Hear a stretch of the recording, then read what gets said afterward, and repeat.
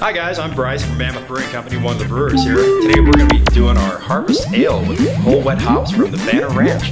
So what we're going to do is go ahead and head on into the mill room and get started. Just go ahead and follow me. So in the mill room we have all the grains set up. We're using a Pilsner malt base with a couple bags of crystal malt. And we'll mash that in, add in a few hops here and there, but we're adding hops into the whole brewing process today, so it's going to be really good beer. Did really well with the Black Harvest IPA last year, which phenomenal beer. We hope the same turns out with this one. So we'll get going and we'll see what happens. Mixing in the water right now, we're going to have a strike temp of about 160 degrees Fahrenheit as we mash in. Once the water gets to a certain level, I'm going to kick on the mill, and we'll start milling in with the grain.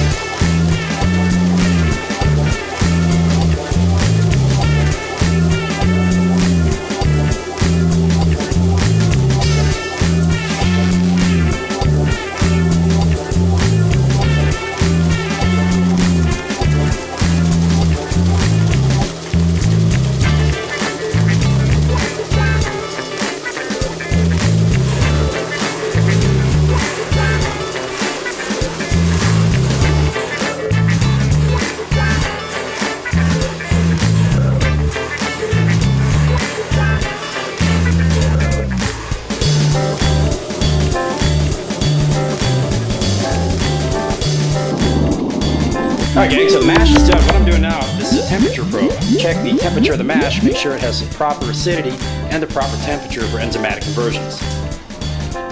That push in there, feeds down into the center.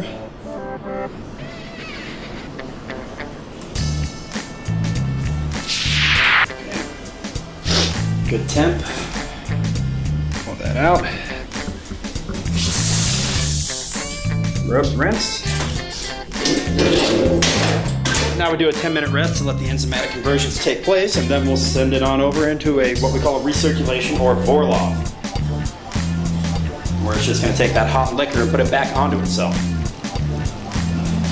One other thing to mention with the Ovwh is that as it's being recirculated on itself, it's pulling the grain down, forming kind of a sieve or a filter bed.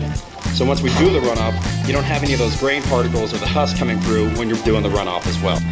Alright, the Ovwh's done, guys, so what we're going to do now is go ahead and start off our runoff. What that is basically taking all that hot liquor, which we call wort, and transfer it into the kettle so we can boil it in with all the hops, and actually in this batch, the wet hops as well. Alright guys, we're back. I'm getting ready to set up the hop sacks with all the fresh hops to throw in the boil. Make things a little easier, I'm using a 5-gallon bucket. Put the hop sack in there and just stretching it out. Makes it nice and easy to get the hops in here.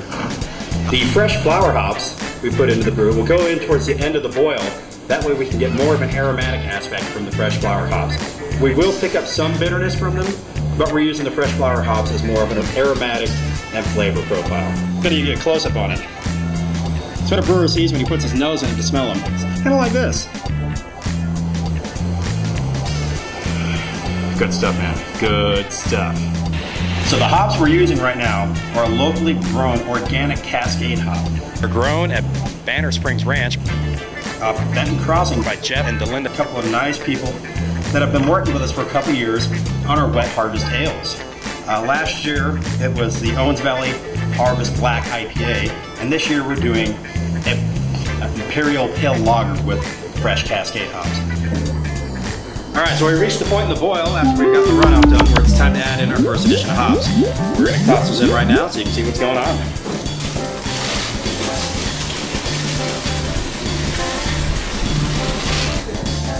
What these hops will do is add all the bitterness we would like to have in the brew.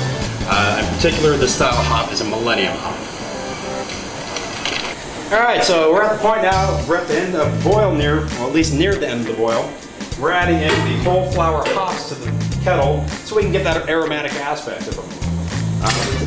Put a little weight on to get them sunk down into the actual wort, that way we get the full saturation of the hops and get as much of the acids out of the hops that we need to get.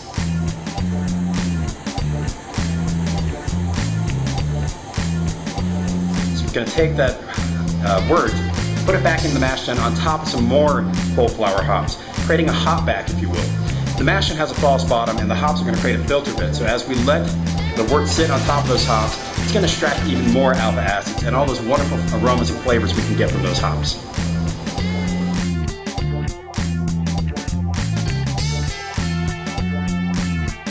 We're going to start knocking out here in just a couple seconds. Once we get some fluid into the tank, we'll pitch the yeast, seal it back up, purge it with a little CO2, and go from there.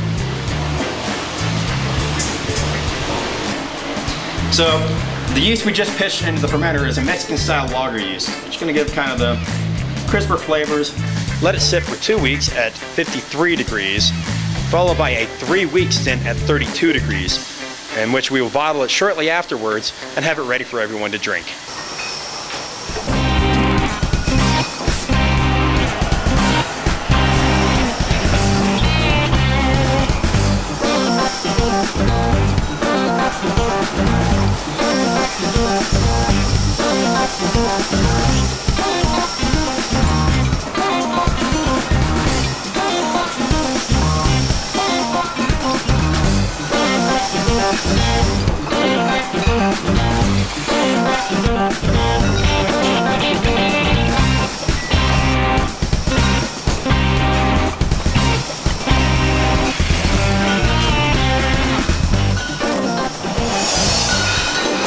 Turner, Mammoth Brewing Company. I'm Jason Senior, head brewer here at Mammoth. And today is bottling day of the 2011 Owens Valley Wet Harvest Lager. Very excited. We only did 480 cases, but that's double what we did last year. This harvest this year is a lager. It's kind of an interesting style. It's an Imperial Pale Lager. So we modeled it after a regular pale ale, only used a lager yeast. So it has the crispness and the lightness of a lager, the flavor profile with the hops and bitterness of pale ale. So I'm very excited to drink this beer. Cheers! Making Hunter do all the work today, so come on in and try it.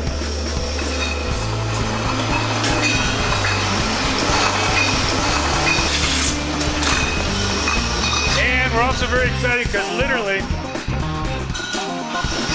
coming straight off the line and going out to Yosemite today.